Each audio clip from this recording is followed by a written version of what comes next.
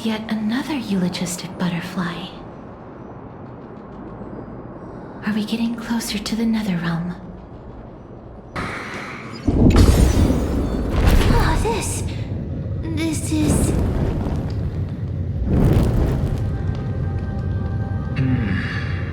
Living ones? Life is as if... Oh, could you be the scions of Styxia? Did you hear about the great work that I'm doing here, and have thus arrived to give me the last material that I need for transmutation? Great work? Have you heard of the great name of Pollux, perchance? You don't have to describe it like that, miss. You have? Then that's good. During the Age of Myth, a time likely before your birth, I was the unsurpassed zenith of alchemy that none could reach. On the shoals of the River of Souls, I shall make Pollux soar again and bring death back to the world. But didn't that dragon already bring death to the world? Oh, looks like you don't know the whole picture. While it's true that the missing girl can grant death to mortals, Pollux, the one who delivered her onto this world, makes it so that humankind cannot die. So, it's just as I feared. This is my guess. The deceased are supposed to drift down the River of Souls until they reach the end of the West Winds. But this River of Souls was blocked by Pollux's fall. That's right. That's why it's imperative that I bring the dragon back to the mortal realm and make it soar the skies again. I have long since prepared my alchemical matrix in the tower. Although, I am still missing the most crucial material of all. That final ingredient, the final sacrifice, is none other than the girl who lives out her days with death. Huh? What's going on? You didn't touch him, did you? I know that I am no longer capable of carrying out that task.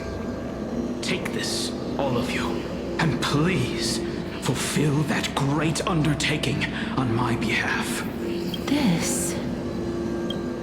We had been inebriated in Fagusa's feast for too long before we began to seek divine bestowed death, so that we could be freed from the whims of fate. However, that brought doom upon us. Instead of summoning a supreme god, we encountered a monster that cut off the River of Souls. That detestable dragon Pollux denied all the dead from the gates of the Netherrealm. Unable to rest in peace, these departed spirits engulfed Styxia like a roaring tide. As a result, my city and its people no longer exist. That child is the only person whom I managed to save. Born within the evil dragon's abdomen, she has possessed the talent of death since her birth. She must have been granted to us by the gods as a chance for us to atone for our sins. Please, you must nurture her to adulthood and prevent her from experiencing all of the suffering that we went through. I promise that I will care for her as a mother, that I will protect her from the evils of death. By Fagusa above, thank you for your kindness. As her mother, please bless this child with a name. Before I am swept away by the River of Souls, please let me know how I should address her in my next life. Oh, like how A transient raven butterfly. A fleeting papilio castor. Perches on the twig of death. Castorice. That shall be her name. That's where my name comes from? The sound's back. What is making that ruckus?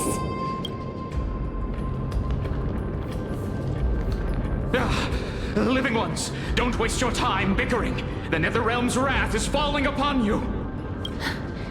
Black Tide creations. When did they... Miss, please fight them with caution. Be careful not to suffer the same fate as those Black Tide creatures! Everyone, hide behind me! There's so many of them! How are we holding up?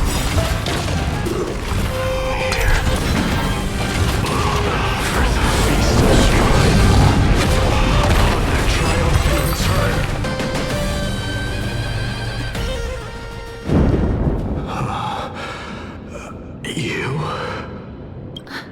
Lord Mighty? Lord Mighty, you've been through some tough battles once again. That black tide is endless. My death is only temporary. I will find my path of return and go back to the world of the living and continue my protection. Lord Mighty, I have always wanted to. Why does death reject you? I'm the one resisting it. I must resist the temptation to go with the flow. I'll go against the current and kill my way out of this cursed Netherrealm. That is my destiny. It seems like he's completely focused on resisting the temptation of the dead's whispers. He's working hard every minute to deny death. It seems his battlefield is not limited to the world of the living. Lord Mighty, are you willing to travel with us? We're headed for the Matrix inside that tower to summon Thanatos from their prolonged concealment. Thanatos. Challenge. Death. That's right. If we can work together and defeat them, you won't have to be troubled by the curse of immortality any longer. Let's go together, castorice. Let the person who has brushed against death countless times guide your way. Cass, are you sure you want to do this? The alchemist said he wanted you to be a sacrifice. I'm not afraid. There's no reason for us to turn back anymore. Rather than standing still, taking action is by far the better option. Perhaps fate might take pity on us today and show some compassion.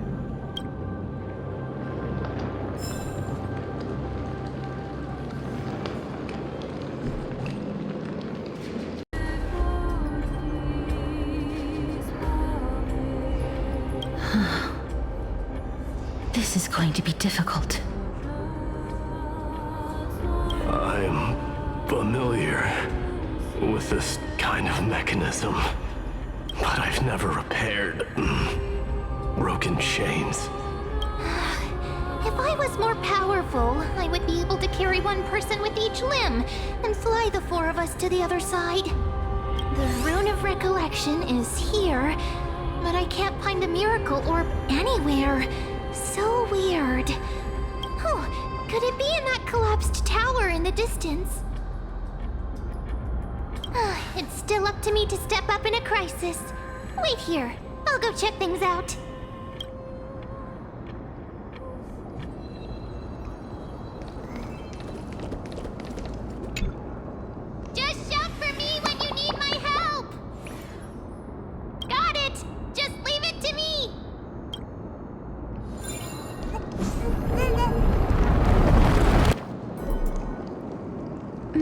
it? The pink squirrel is very smart. Why am I a squirrel now?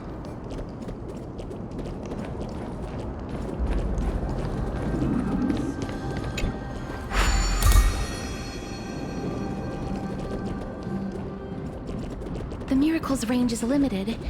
Please come a little closer.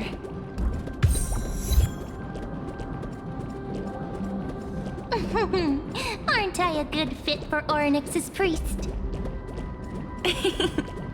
Of course. You're the most competent priest ever.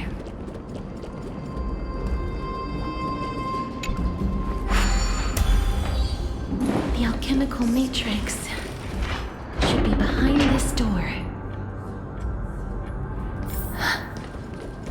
Is that...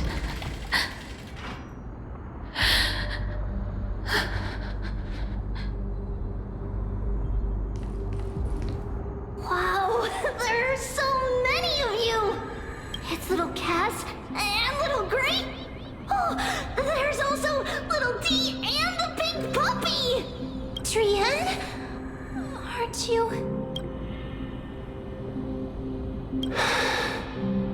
This is the first time I've encountered a deceased friend while going upstream in the River of Souls. It really works like this. Just like the other departed spirits we've encountered along the way. I'm also unable to sense the aura of the living on Lady Trian. Yup, you're right. Trian already knows that she'll not be able to return to everyone's side. But Trian believed that little Cass would eventually return to the Netherrealm. So, Trian has been standing here, at this spot closest to the world of the living, and waiting for little Cass. Oh, it must have been very tough for you. But according to what Trian said, we're almost at the entrance of the Netherrealm. Trian promised Trevi and Trinan that when little Cass got here, Trian would get the gift ready and be the first person to run over and welcome you. So, little Cass, don't cry. Please, accept this. We finally finished it. This is what Lady Trevi once mentioned. The gift for me that you didn't manage to finish. The Holy Maiden of Yanis. Even when separated by life and death, their thoughts are still connected. Trian spent a lot of time drawing this. Trian hopes that little Cass likes it. Seriously? It's seriously a wonderful drawing. Lady Trian. This is our flame chase journey. Little Cass, we don't know what your journey was like before. Trevi has always said that it must have been a very harsh and frightening journey. But little Cass no longer has anything to fear now, because everyone is here with you in this flame chase journey! That's right. Only now, when I see Lady Trian's gift, do I realize that I've already obtained so many things I would never have dared to dream of since I embarked on the flame chase journey. It's the first time I've gained so many companions. The first time I picked up the hobbies of crafting and photography. The first time I had dinner with someone else. The first time I went to the market to buy the Chimera doll I'd liked for a very long time and hugged it to sleep. The first time I wore a dress personally made by Lady Aglaya. The first time I went for a walk with Lady Trebi, Lady Trian, and Lady Trinan. The first time I enjoyed the night breeze and looked up at the stars with Miss Hyson. The first time I took care of Dromesis with the Trailblazer. Looking back at all these experiences I never thought were possible. It feels as though the scales of my life had shrunk from centuries and decades down to minutes and seconds. And all of them are so precious. I took countless photos in the past, but they're all black and white landscapes. I don't have a single one with friends.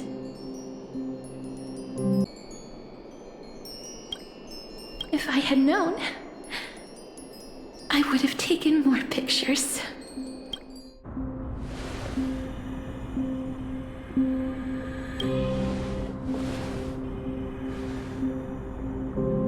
Trian says yes! Trian likes little Cass and would love to take a picture with little Cass. Sadly, being departed souls, our images cannot be captured in the world of the living. I thought so too. What? Are we seriously going to leave any room for regret?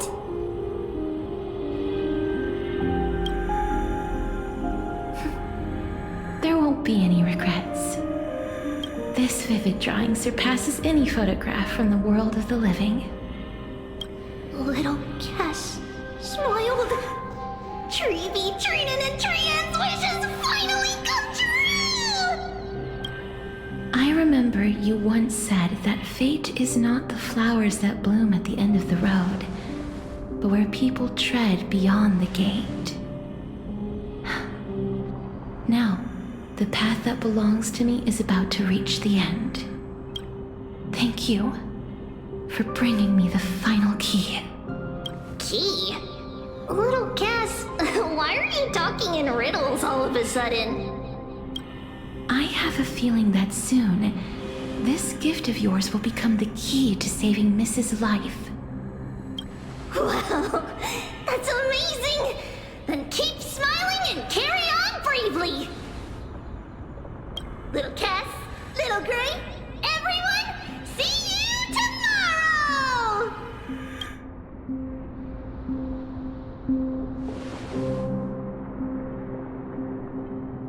Lady Trian. The aura of this place. We have indeed reached the end of the stream of souls. If I go any further, I might lose myself. I must leave now, for the black tide still wreaks havoc in the realm of the living.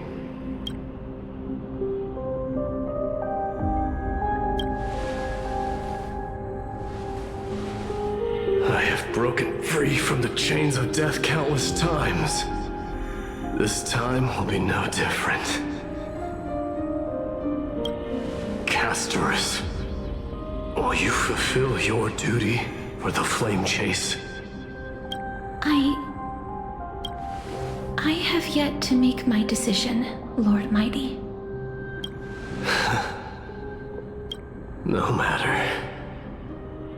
Make the choice your heart desires.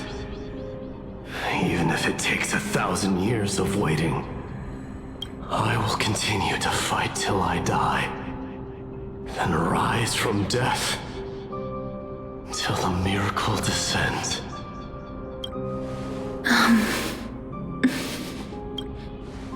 There is one more thing you should know, Lord Mighty. What is it? Professor Anaxa may have deduced the principles behind the Era Nova. You and I may be reincarnated as strife and death in the next cycle, becoming calamities wreaking havoc upon the world. I see.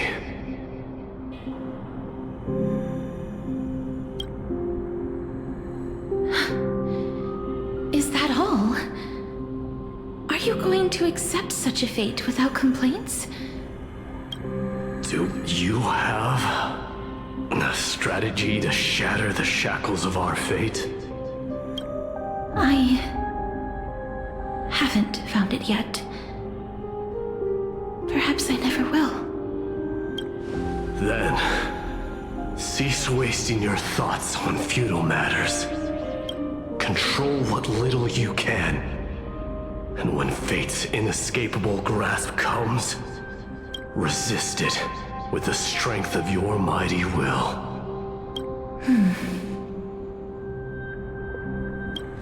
Thank you, Lord Mighty. I will find the right decision.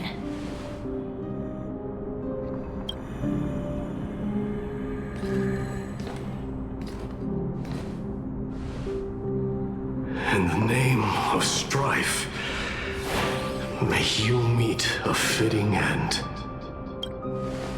This must be the alchemical matrix the spirit mentioned. Let's see. We need to insert Aquila's sky, Georios' earth, Kephali's fire, Fagusa's ocean, and Nestia's love. It seems our sweet Princess Homebody has made up her mind. In that case, seamstress, I suppose I no longer need to deliver your message. My time is rather precious after all. Whether you wish to break free from death or not, please, follow your heart. By the promise you once made, I ask that you fulfill your duty one final time. Castorice, please, live as a human, and die as one. According to that alchemist, the final piece is supposed to be me. However, he is not privy to the past, and therefore cannot see the full picture. The past? I saw the twins of death in Kephali's memory, and now I am certain that I was one of them. The trial of the Hand of Shadow demanded taking the life of your family. I died during that trial, falling before the gate to the new world. And my sister, whom I never met, became the Titan Thanatos of this cycle. She was consumed with regret over my death, so she used the Titan's authority to reforge my soul. Yet, it also means she has never revealed herself to anyone, hidden away from the entire world. That's because the Titan she became already fell at the start of everything. They died for me, and now lie in slumber in the River of Souls. You mean Pollux? That's right. The River of Souls is no material river. It cannot be blocked by ordinary means. Only a divine corpse can prevent the dead from reaching the next world. And that's why we have to awaken Pollux from death before we can retrieve the core flame of death. We have to reforge its body with the power of alchemy. But Cass, if that alchemist speaks the truth, does that mean you're also part of the dragon body? According to those departed spirits, I was indeed born as the dragon's twin. But before we talk about that, have you heard the sighs? I heard them too. So what are those? I think it's probably the sign of Pollux's wish being fulfilled. They must have realized how heavy a price they'd need to pay when they used their divine authority to resurrect a dead woman. That's why they exerted every ounce of their strength to send me to Styxia, a city that called for death, a land where none is hostile to death. They never saw their wish fulfilled and fell so prematurely, all because they wanted to give me a new life. Pollux must really want to know how their sister has been after giving their all to save her. That wish is the reason Pollux's soul still lingers in the mortal realm even after their fall, quietly watching and documenting every detail of their sister's life. So instead of picking up objects on the way here, We were instead showing things to a strand of yearning that lingers here. Now, we must weave these yearnings together and restore them into Pollux's complete soul. but all of this is just a hypothesis, right? What if we go through with the ritual and it turns out totally different? That's fine. As Professor Anaxa often reminds us, such is the nature of alchemy. The true outcome can only be known once the process is complete. This is why alchemy is also known as the miracle of creation. Now, the puzzle of Pollux's yearnings is nearly complete, with only one final piece remaining. I shall reveal what they have been yearning to know in the alchemical matrix. I will show them my whole life since I left Styxia. Lady Trienne has already drawn a picture of my entire life, and it is now in my hands.